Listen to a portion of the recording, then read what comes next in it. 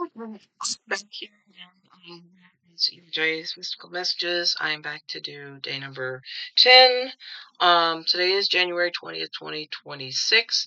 I posted just now another video from earlier today that I recorded and posted.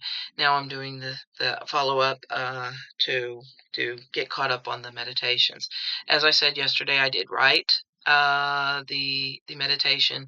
I just didn't post it. I didn't put it up because part of the reason it was dark outside, and I always look orange when I try to record. So now with it bright outside, then I can record and I don't look like a pumpkin or something.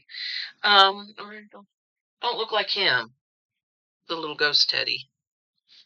I know people probably notice this in the background when they see it, but I just think it's so cute, a little ghost teddy. So I used to save and collect the Ty Beanie Babies, and now I have a few of them still, but mostly the ones that really mean something, really a lot to me. Sold a bunch of them off to a friend of mine earlier, or last year, the year before, and so I just have a few now. So I used to collect them, but I had to give up my collection, and so I just have a few left. Anyway, that's a digression for another day. Anyway, so I'm on day number 10 of the meditation. I'm not going to pull any cards because I already pulled the cards on the other video. And I'm just going to read the meditation and then let you go about your merry way and have a wonderful day. So here we go. It's day number 10. And I do actually, based on what I read on earlier, this is actually a continuation of that. So it's kind of like everything's kind of connected. So it's like you have your words and you have your concepts and your ideas and stuff like that, and it just kind of goes together. So here we go. I said I went ahead and wrote this out. I didn't post a video yesterday because I was exhausted. There is still so much happening, and I am considered taking a week off to recharge. Perhaps still doing this, but leaving all things current events to one side. Sunshine says, you've been focusing too much energy on it. A recharge is in order. You have a great capacity to feel emotionally all of the things that are happening around you. For you to say recharge, I can honestly believe that you are feeling a bit wound up. Your energy to let things go is manifest through your willingness to cope or feel obligated to talk about it. Let us talk today about this, and then you can take a break from it. Does that sound okay to you? And I said, okay, yeah, the truth is the betrayal still is rather raw. I don't know if there's anyone else I can trust who was once a part of that world. I mean, there is this other guy who was in the in crowd and is now talking freely about the Orange Menace. Can I trust him? What do you think about him? Sunshine says, tell me what you think. We can then break it down. I said, okay, the guy's name is Lev. He actually helped to expose the other guy. Some people have said I never trusted that guy in the first place. He was always so slimy. Why did I trust him? Was there any sort of indicators that I should have that basically said that I shouldn't trust him? Sunshine says there was a hope inside of you that a person who made many mistakes deserves redemption. Redemption is a special thing. It is the hope, yes, again hope, that one sees the good in the world and one stands on the right side of history. I said, I'm remembering Edmund from The Lion, the Witch, and the Wardrobe. He was a traitor. He went against all the good that there was, but then seeing the error in his ways, he suddenly became the test case for the notion of redemption. Sunshine says, the notion of forgiveness is where people start. You have been placed in a situation where you asked yourself if the person has done enough.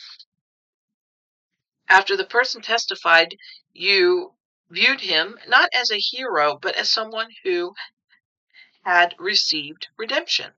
Do you know what mea culpa means? I said I always thought it was accepting that one has made a mistake and seeking redemption for that mistake. Sunshine says it is. But this idea also goes deeper, far deeper. You see Mia as me, or how you look at the world. culpa as the acknowledgement, but the acknowledgement extends to the people who have heard said acknowledgement and how they responded to it. The element of betrayal goes much deeper because you and many people like you accepted the apology of this person. I said, yes, but was he involved in the e-files? Sunshine says he was, but not as a player, but as an enabler. He may not have encouraged the behavior, but he did not do anything to stop it. Instead, he used his size, power, and intimidation to push someone out of doing what she thought was right. If there was even an ounce of remorse from this person, then his mea culpa would have been accepted. The problem is, so many children are silenced because they are children. I said, yes, and the grown-ups put the fear of God into them to keep them silenced. That is, to me, the greatest betrayal. When I was 12, I had the very same fear pushed into my head by someone who was an adult. Sunshine says, yes, and when you as an empath put yourself into the shoes of that child, then outcome makes you angry. That is why the betrayal runs deep. It would be like Edmund in your earlier example, turning around and betraying his siblings a second time. The thing about redemption is every human being experiences it in some form or another. Not because humans are wicked creatures, but because it is a stepping stone to learning about the full fallacies and mistakes that one makes. It does not mean that people are beyond redemption. You yourself have said things that were wrong. And I said, yes, I know. One instance I remember, I apologized. In fact, I was the one who brought it up in the first place, and I said straight up, I am sorry. What I said was wrong. I never saw that person again, but I did make the effort to say I was wrong, and I never again said such words about anyone again. When I said I was wrong, I knew it, and I meant it. But how do we know when someone is sincere when they acknowledge their mistakes or when they hurt someone? Sunshine says Spirit tells you. It was Spirit that told you back in the day that you had said something wrong or said something cruel. You acknowledged that you are not a cruel person, but after that you recognized and sought forgiveness for it. The difference between you and this man is vast. What you said is in comparison was small and rather insignificant. What he did was greater in scale because he was not only hurting you, but countless other people as well. He made you believe that he was some sort of saint, when he in fact was deceiving you the whole time and treating you, yes, you as in the people, not you as an individual, like you were a sucker. I said, yes, and then he made himself look like he was the victim, instead of the person who did all of this. And Sunshine says, yes, you are now looking at him with clearer eyes. You are seeing the person for who he is, for the one who did these things. You are no longer viewing him as someone who has been redeemed, but rather as someone who is beneath the surface, has proven beyond a shadow of a doubt that a leopard cannot change its spots. I said, I get it. If cruelty is the point, then they cannot simply walk away from that. Now karma has taken over. Sunshine says, as well it should. I said, will something else happen to him? She said, yes, there are consequences for everything. All actions reap consequences, whether they are positive or negative.